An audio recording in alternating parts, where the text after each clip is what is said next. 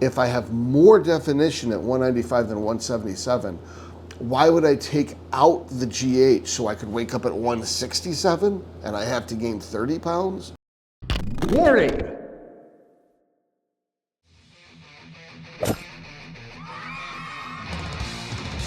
You're watching Dr. Todd Lee TV, where theoretically you could learn a bunch of cool shit.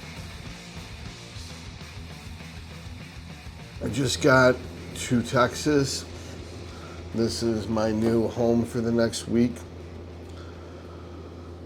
Weigh-in is, and check-in is Thursday. The show is Friday morning. Valhalla Labs is also sponsoring the event, so I'll be working the booth on Saturday, which is the day that the Open compete. There's some amateurs competing too, NPC.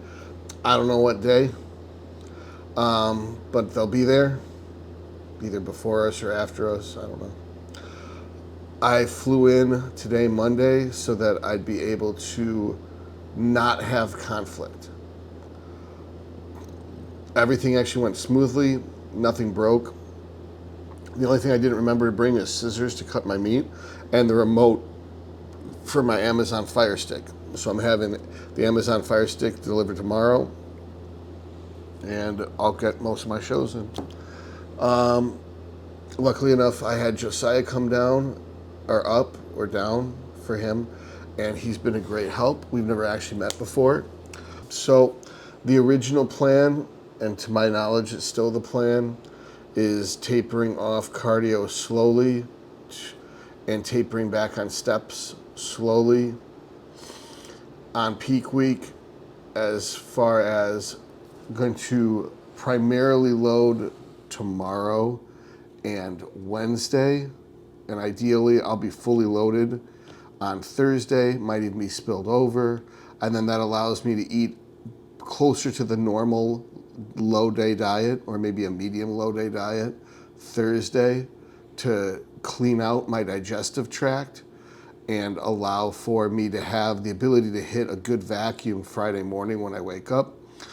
Now, on the endless sea of low days, I was waking up about 177 to 178, but what I've seen is my best look is post-workout at the gym at about 195. That's a pretty dramatic difference, 18 pounds.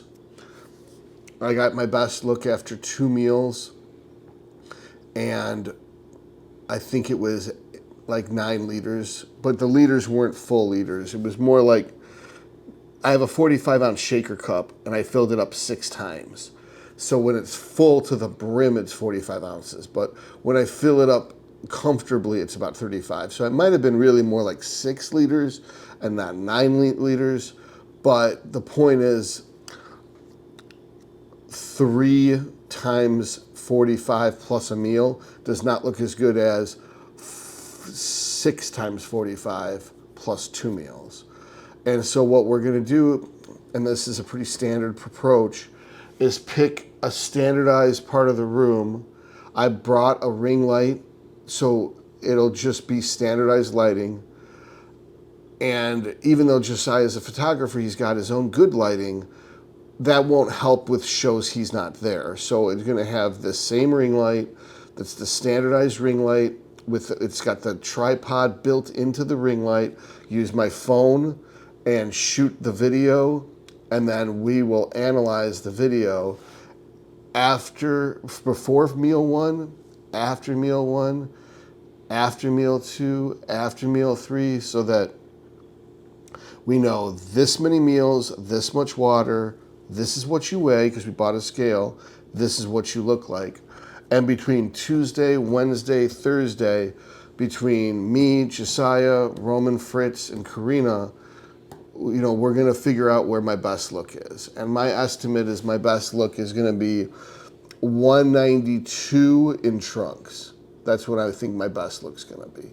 Right now I'm 193 with clothes on. We'll probably shoot a little mock or set it up as best we can and get the trial all hammered out now after I shoot this video explaining what's going on.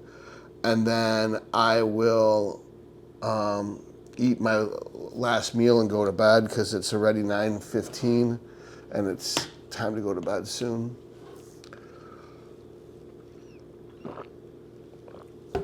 Now my meal's been sitting in my gym bag all night. I mean all day. About 9 hours. So hopefully, about 9 hours. So hopefully I don't get food poisoning from that. But it's better to get food poisoning now on Monday and clean up my digestive tract for Tuesday than it would be any other time. I should be okay. I brought my air fryer and my rice cooker. I could, I guess, make fresh chicken, but they couldn't find whatever. They don't have the J. Hughes chili garlic thingy, and it's like, that's my favorite. So I think I'm gonna just reheat it in the air fryer and eat my chicken and mashed potatoes. Okay, so I'm sure you're bored to tears of this because it's low energy. That's pretty much it. As far as gear goes, as it stands, the plan is no more injections to allow the site where the injections occur to reduce inflammation. That I don't want to have bumps and lumps and holding water under the skin from inflammation. And I'm going to switch to Winstrol and Anadrol for peaking. The Winstrol is supposed to help dry you out. The Anadrol is supposed to keep your muscles full. I know it's supposed to be retarded. You can't put water in and take water out at the same time. That doesn't make any sense. For those two drugs, they do have the special properties. And I will get into Winstrol video after this prep, as I didn't want to do the Winstrol video before the prep. I wanted to actually take it for I've used it before. I've used Winstrol many times. But using it for this specific purpose of just taking Winstrol after you shut the needles off and switching from the Masteron and Primo to Winstrol, switching from the test to the Anadrol. And the idea is that the 11 beta hydroxylase deficiency induced by the test and is also induced by the Anadrol makes Anadrol an apt substitution. And that the Winstrol is the driest one. So wanting Winstrol and Anadrol at the end instead of Masteron and test, it should be as good a look, if not slightly better look. That's that. Estrogen was crushed recently. I got my estrogen all the way down to 5.9, and my joints and my bones were really dry. I think I've adjusted to that, which is okay. And my T3 and T4 are where they want them to be. Really, there's not a lot more that goes into it. I mean, one could argue that pulling out GH would help, but I don't really hold water from GH. You know, people are like, oh my God, you're in 20 units. 20 units in me is like 3 units in the next guy. Like if I'm on 20 units, I don't even have the carpal tunnels. If I go up to 22 units, then I start getting carpal tunnel a little bit. It's because my body's adjusted to it. So taking it out is going to make me flat. So if you're paying attention, and that's a big if I'm waking up at 177 and I need to be my biggest at 195 is when I look my best. And by look my best, it means I look like I have more definition. If I have more definition at 195 than 177, why would I take out the GH so I could wake up at 167 and I have to gain 30 pounds? That doesn't make any sense now, does it? So if holding water isn't the problem, staying full is the problem, there's no reason to take out stuff like GH. There's no reason to take out stuff like the test or the Anadrol. The problem is getting in enough food and water before I get on stage to actually look my best. However, the more food and water you bring in, the harder it is to vacuum. So that's what the point of taking 4 or 5 days to peak and to load up your glycogen supplies before the day of the show, and then take a day to wash out your intestinal tract so that the day of the show you have the full muscles from Tuesday and Wednesday, but the empty colon from Thursday, so you can hit vacuums easily on stage. And hopefully the Anadrol will hold the water in the tissue. Hopefully the Winstrol will pull the water out from under the skin. Lowering the estrogen is supposed to pull the water out from under the skin. For some reason, estrogen's got a special ability to pull water under the skin and make you look softer than you really are. So that covers that. Gear, food. I'm gonna stick to stuff that I can digest easily, which is basically rice-based products. I'm gonna be doing chicken and rice. I'm gonna do tuna and rice cakes. I might do tuna and Ezekiel bread because I want to keep my fiber the same. So I'm going to still try to hit 30 grams of fiber a day.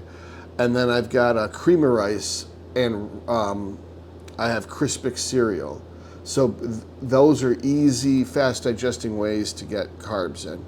I usually would have oatmeal before bed too. I'll probably leave that in just so I get the same amount of fiber. I don't want to reduce my fiber and then increase my carbs.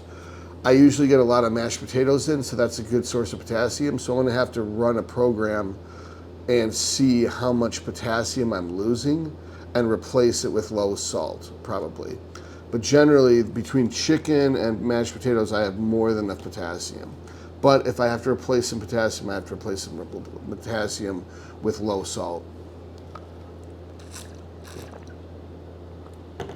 I also have rice pasta in there too. So between cream of rice, rice pasta, rice cakes, rice dry cereal, I should easily be able to hit 700, 800, 900 carbs without resorting to using anything with gluten or dairy in it. Also, protein will probably start coming down too pretty soon. Probably go to like 250 on Tuesday, 200 on Wednesday, 150 on Thursday, and probably like 100 grams of protein on Friday, because you don't really need it and it's just going to slow down digestion. It's better to use that real estate for the carbs, and of course you need to still have some vegetables so that you can keep everything moving, because you don't want to be constipated. That defeats the purpose. Remember, the goal is to be able to do vacuums on stage. All right, I think I covered all the basics. I covered the scope of the week, the food, the reasoning behind it, the core supplements. I mean, yeah, there's probably 100 things that I didn't consider mentioning, but a lot of that stuff, just none of it's going to matter if the posing isn't right. And that's the thing, is 99% of the people who watch YouTube, they focus on drugs and not posing, and posing's 80% of bodybuilding. Drugs is like 1% of bodybuilding. There's a bigger difference between jasmine rice and basmati rice or white rice than there is between Masteron and EQ and Primo, if it wasn't for the estrogen inhibition. I mean, estrogen suppression. All right, enough of this. Until next time.